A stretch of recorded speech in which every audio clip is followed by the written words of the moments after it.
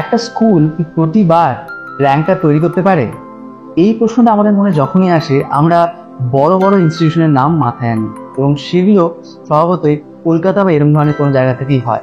কিন্তু আজ আমরা রয়েছি কালিয়াচকে, যেখানে আগের বছর 4 জন এবং এবছর 1 জন। আমরা রয়েছি ইনজামাম উল হকের সাথে। ও এবারে 8 হয়েছে এবং 2টি বিষয়ে কিন্তু 100 পেয়েছে, আর কয়েকটিতে একটুর জন্য 100 হয়নি।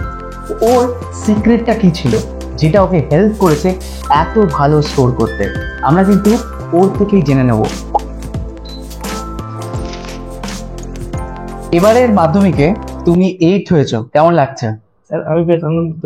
আর আগে থেকে এক্সপেক্ট করেছিলে এরকম কিছু একটা ফলাফল হবে? স্যার দশম শ্রেণীর গোড়া থেকে আমি একটু আশা নিয়েছিলাম এদিকে রেজাল্টটা একটু ভালো করতে পারি, তাই পরীক্ষা দিয়ে এসে আমি একটা আশা রেখেছিলাম যে আমার স্থানটা 1 থেকে 10-এর মধ্যে হতে পারে। আচ্ছা, মানে পরীক্ষাটা অতটাই ভালো হয়েছিল তখনই বুঝতে পেরেছিলে? হ্যাঁ, তখনই বুঝতে পেরেছি। আর এই যে প্রিপারেশনটা যেরকম ছিল, ধরো তুমি যখন 9-এ পড়তে, 10-এ কি আলাদা করেছিলে, মানে প্রিপারেশনটাকে অন্যভাবে কিভাবে নিয়েছিলে? ট্রেনে স্যার আমি যেটা যেগুলো সেই বইগুলোর সংখ্যা আমি বাড়িয়েছিলাম এবং পড়াশোনার মানটাকে একটু উন্নত করেছি। আচ্ছা এবং সময়টা একটু বেশি দিয়েছিলাম এবং টেস্টের ব্যাপারটাকে আমি একটু গুরুত্ব দিয়েছিলাম। আচ্ছা, যদি এক এক করে আসা যায়, তুমি বললে বইয়ের সংখ্যা বাড়িয়েছিলে, বইয়ের সংখ্যা তার মানে বিভিন্ন প্রকাশনের বই একটা সাবজেক্টের জন্য নিয়েছিলাম। তো মোটামুটি একটা সাবজেক্টে কটা বই ছিল? 3-4টা? একটা সাবজেক্টের 3-4টে বই। তো এই কটা একসাথে পড়তে মানে কিভাবে প্ল্যানটা কিভাবে হতো? প্ল্যান হতো স্যার, একটা স্ট্যান্ডার্ড মানের বইকে আমি মুখ্য বই হিসেবে রাখতাম এবং তার সঙ্গে আমি সাপ্লিমেন্টারি হিসেবে বইগুলোকে বাকিগুলোকে পড়তে দেখতাম যে কোন বই উত্তরটা ভালোভাবে লেখা রয়েছে এবং সেটার সঙ্গে সেগুলো মিশিয়ে একটা নোটস তৈরি করতাম নিজের খাতায়। আচ্ছা, নিয়ে তারপরে সেই নোটটাই পড়তাম। তো এমনিতে আজকালকার সময় তো ম্যাক্সিমাম লোকই ধরো গৃহশিক্ষকের কাছে পড়ে, স্কুলে হয়তো অতটা পড়াশোনা হয় না সেরকম একটা মনে হয়। তো তুমিও কোনটাকে প্রাধান্য বেশি দাও, যে স্কুলের পড়াশোনাটা নাকি গৃহশিক্ষকের কাছে? স্যার আমার বিদ্যালয়ের শিক্ষক শিক্ষিকারা আমাকে ভালোভাবে পড়িয়েছে। আচ্ছা, তো তাদের ইয়েতেই যা যেভাবে তোমাকে রাস্তা দেখিয়েছে সেভাবে তুমি এগিয়ে গেছো। এবার তুমি একটা কথা বললে যে তুমি হলো যেমন পড়াশোনা করছিলে তার মানে সহায়িকা বই, আর তার সাথে তার সঙ্গে সাহিত্য বইগুলো সেভাবে পড়েছো, টেক্সট বইগুলো পড়েছো, এবং তারপরে যেটা হয়েছে তুমি অনেক কিছু পরীক্ষাও দিয়েছো। এই পরীক্ষাগুলো কোন ধরনের পরীক্ষা? এই পরীক্ষাগুলো হচ্ছে স্যার, আমার বিদ্যালয়ের স্যাররা তো আমার মক টেস্ট নিতেন এবং ইন্টারনেটে যে সমস্ত মক টেস্ট গুলো তো এমসিকিউ বিভিন্ন সংস্থার যেগুলো পাওয়া যায়, তো সেগুলো কি মানে ওইখানে ওদের ওই ইভ্যালুয়েশন ম্যাক্সিমাম তো এমসিকিউই হয়, তো সেখানে সেটা কি হতো, ওদের এমসিকিউ গুলো সাবমিট করে দিয়ে ইভ্যালুয়েশন হয়ে যেত সেরকম? এছাড়া তোমার ধরো এটা তো এমসিকিউ পার্টটা গেল, একটা বড় পার্ট আমাদের এসএকিউ আর এলএকিউ এ থাকে। তো এসএকিউ এলএকিউটা তুমি কিভাবে ট্যাকেল করতে? এসএকিউ এলএকিউ গুলো স্যার আমি বাড়িতে ঘড়ির সঙ্গে সময় বেঁধে নিয়ে সেটাকে চেষ্টা করতাম এবং 3 ঘন্টার পরীক্ষা আমি বাড়িতে দিতাম। আচ্ছা, এরকম করে স্যার হয়ে যেত। আচ্ছা, আর এরপর ধরো তুমি যে এই যে এমসিকিউটা ধরো কেউ একজন চেক করে দিচ্ছে যখন তুমি অনলাইনে পরীক্ষা দিচ্ছ, কিন্তু এসিকিউটা তুমি নিজে লিখছি, তো সেইটা আবার সেই পরীক্ষাটা কে চেক করতাম?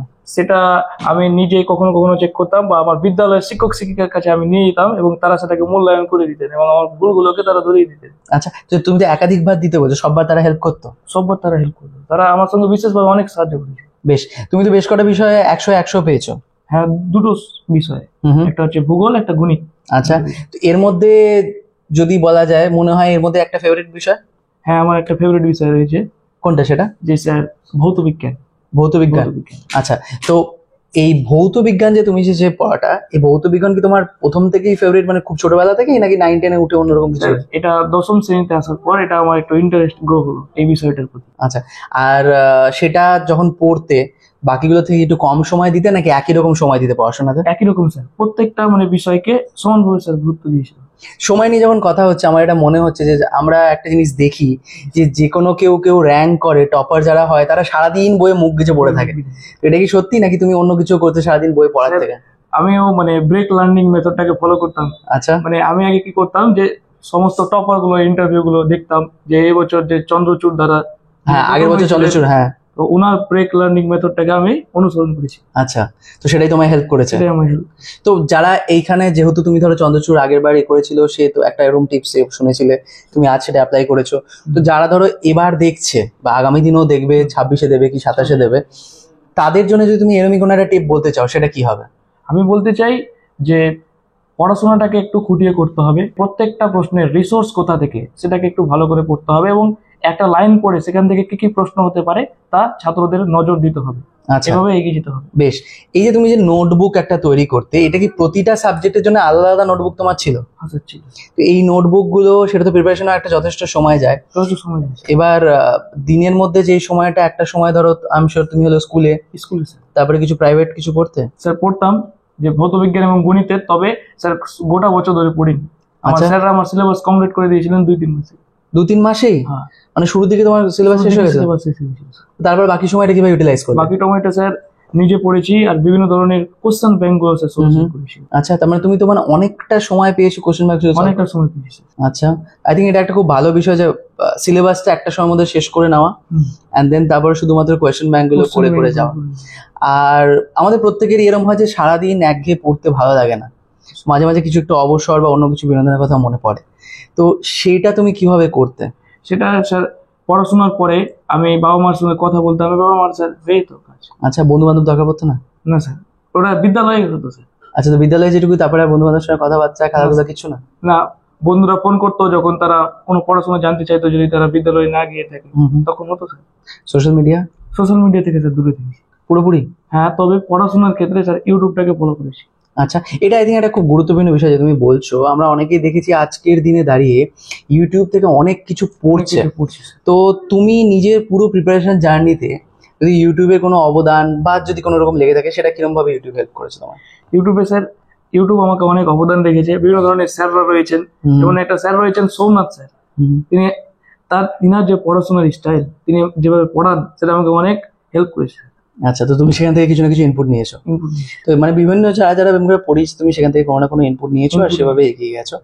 তো ধরো তুমি তো মক টেস্ট যেগুলো দিয়েছো শুধুমাত্র কিছু কিছু নিজের থেকে দিয়েছো, আর বিদ্যালয়ের কথা কিছু বিদ্যালয় হয়েছে, কিন্তু অনেকেই দেখা যায় যে অনেক অর্গানাইজেশন যে মক টেস্ট কন্ডাক্ট করে সেখানে গিয়েও দেয়। তো তোমার মতে এই মক টেস্ট গুলো যেগুলো পুরোপুরি ধরো একটা ফরম্যাট যেভাবে মাধ্যমিক হচ্ছে সেই মেনেই যে দেওয়া হচ্ছে, সেটা কতটা জরুরি একজন মানে বিদ্যার্থীর ক্ষেত্রে? হ্যাঁ হ্যাঁ, যে যারা 10ম শ্রেণীতে ওঠে তারা মানে প্রপারলি মাধ্যমিকের যে সম্পূর্ণ কিভাবে পরীক্ষা দিতে হয় সেটা সম্পর্কে তাদের যথেষ্ট জ্ঞান থাকে না, কিভাবে টাইম ম্যানেজমেন্ট করতে হয়। তো এই জন্য যদি মক টেস্ট গুলো দেওয়া যায় তাহলে সময়টাও তারা মেনটেন করে দিতে পারবে, এবং প্রশ্নের প্যাটার্ন কত ধরনের হতে পারে, কারণ বিভিন্ন মুনি ঋষির বিভিন্ন ধরনের মতামত থাকে। এবার বিভিন্ন শিক্ষক শিক্ষিকার কাছে যদি পরীক্ষা দেওয়া যায় তাহলে তারা বিভিন্ন ধরনের মতামত দিতে পারে, এতে করে নিজেকেও উন্নতি করা যায়। ছেলে এত ভালো রেজাল্ট করেছে, আপনাদের কেমন লাগছে? আমাদের স্যার খুবই ভালো লাগছে আর কি, তার এই সাফল্যে আমরা খুব খুশি এবং গর্বিত। তো এরকম কিছু কি এক্সপেকটেশন ছিল পরীক্ষা দেওয়ার পর থেকে?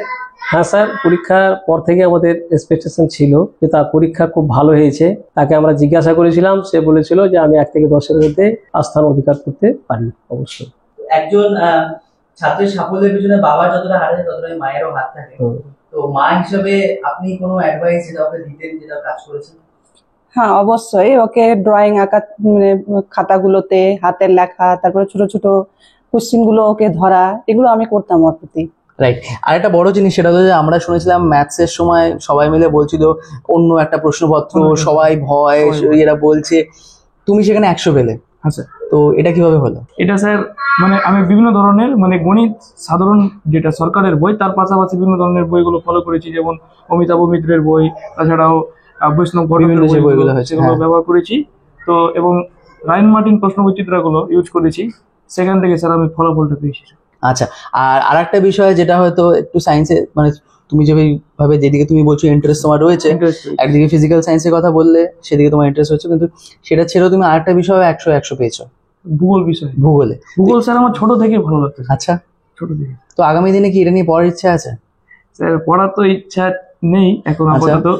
যদি অন্য কোনো প্রশাসনিক কাজকর্মে যুক্ত হতো তাহলে স্যার সেটাতে মানে যেতাম।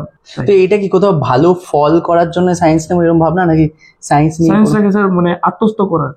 সেটা কেন, মানে ভালো স্কোর করেছো বলে সায়েন্স নেবো এরকম একটা ভাবনা, নাকি সায়েন্স নিতে চাইতে ওরকম ভাবে? সায়েন্স নিতে স্যার একটু ইন্টারেস্ট রয়েছে এবং একটা সুচিকিৎসক হওয়ার ইচ্ছে। চিকিৎসক হওয়ার ইচ্ছে আছে, তাহলে ভূগোলটা কি হবে? ভূগোলটা যে এত পছন্দ সেটা 100 পাওয়া হবে? ভূগোলটা স্যার আমার মানে সারা জীবন থাকবে। সে তো থাকবে, স্কোরটা তার কোথাও যাবে না, কিন্তু আমাদের ভূগোলের যে ভালো লাগাটা সেটা তার কোনদিন পার্সু করা হবে। আচ্ছা, তাহলে ভূগোলের বিভিন্ন বই পড়বো।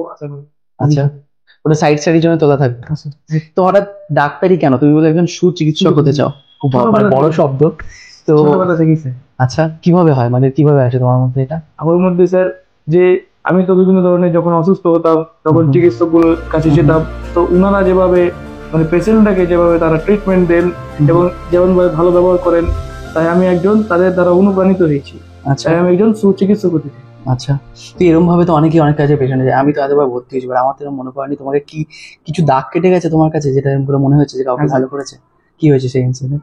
যে আমি বিভিন্ন সময় যেতাম, তখন ডাক্তারবাবুরা আমাকে স্টেথোস্কোপটা দিতেন, ও আচ্ছা। তখন সেটা আমার খুব নেওয়ার ইচ্ছে ছিল। হুম, তাই ছোটবেলা থেকে একটা মনের মধ্যে একটা স্বপ্ন গেঁথে গিয়েছিল চিকিৎসক হওয়ার প্রতি। নিজের স্টেথোস্কোপ পরবো। আচ্ছা, তো এবার কতদূর এটার জন্য তো তোমাকে নিট দিতে হবে। তো বায়োলজি তো তুমি বায়োলজি তো বেশ ভালোই নাম্বার পেয়েছো, মানে লাইফ সায়েন্স এখন যেটা ইয়ে হয়ে গেছে 99 পেয়েছো, 1 নম্বর শর্ট অফ 100। তো সেই জায়গায় দাঁড়িয়ে অবশ্যই তোমার সেটার উপরে ভালো দখল রয়েছে। এই ধরনের সাবজেক্ট, সেটা ধরো বায়োলজি, তো যারা ধরো বায়োলজি নিয়ে পড়বে বা ধরো আগামী দিনে নিটও দেবে, তারা বায়োলজিটাকে কিভাবে পড়বে ফর মাধ্যমিক? বায়োলজি পড়ার জন্য যে বিষয়টা কনসেপ্ট আমাদের জেনে রাখতে হবে, হুম, এবং শিক্ষকেরা যেটা পড়াবেন সেটাকে ভালো করে শুনে রাখতে হবে। আচ্ছা। এবং আজকালের যে বায়োলজি যে প্রশ্নগুলো হচ্ছে সেগুলো অনেক উন্নত মানের স্ট্যান্ডার্ড হচ্ছে, তাই একটু কনসেপ্টের দিকে বিশেষ নজর রাখতে হবে এবং আচ্ছা। ভাষাটা বোঝার দরকার আছে। ভাষা বোঝা দরকার বলতে? মানে 2 মার্কের বা 4 মার্কের এই যে জীবন বিজ্ঞানের যে প্রশ্নগুলো হচ্ছে স্যার, সেগুলো ল্যাঙ্গুয়েজ অত্যাধিক উন্নত, জটিল, প্রাঞ্জল বাংলা ভাষায় লেখা হচ্ছে স্যার। আচ্ছা তাই আচ্ছা আচ্ছা, একটা কথা এখানে যখন ভাষার কথা তুমি বলছো, তুমি যে এবার ধরো 11-এ উঠলে, সেখানে দাঁড়িয়ে তো প্রথম পার্টটা পুরোটাই এমসিকিউ তে হয়ে যাচ্ছে। এমসিকিউ তো হয়ে যাচ্ছে স্যার। তো এটাতে কি মনে হচ্ছে পুরো বিষয়টা খুব সহজ হয়ে গেল ক্লাস 11-এ এসে? টেনে এত কাটাকাটি হতো, তারপরে সব বলছে শুধু টিক দিতে ঠিক হবে। দিতে হবে, কিন্তু তার মধ্যে স্যার জটিলতা লুকিয়ে রয়েছে। আচ্ছা, হ্যাঁ, কিরকম? যে এবারে স্যার মানে কয়েকদিন আগে তো খবর এলো যে কি যারা একাদশ শ্রেণীতে যারা সেমিস্টার 2 দিয়েছে তাদের মধ্যে অনেকেই ফেল, হুম, কারণ তাদের মনে গেঁথে গিয়েছিল যে এমসিকিউ করলে হয়ে যাবে, খুব সোজা হবে। খুব সোজা হবে, কিন্তু তারপরে তো বিটিকিউ পার্টটা চলে আসছে, হ্যাঁ হ্যাঁ এটা বিগ অ্যান্সার টাইপ কোশ্চেন। হ্যাঁ হ্যাঁ। তাই স্যার বছরের শুরু থেকে আমি চেষ্টা করব যে কি এমসিকিউ এর সহিত এই যে বড় কোশ্চেনটাও আমি নজর রাখতে পারি।